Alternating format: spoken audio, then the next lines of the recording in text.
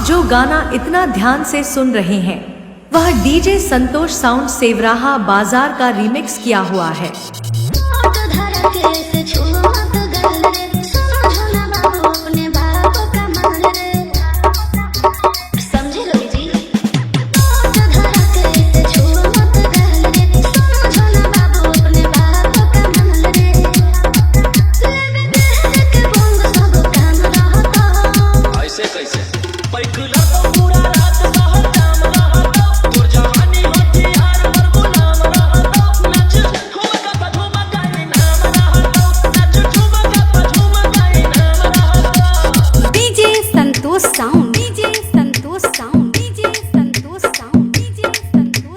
सेवराहा बाजार, सेवराहा बाजार, सेवराहा बाजार,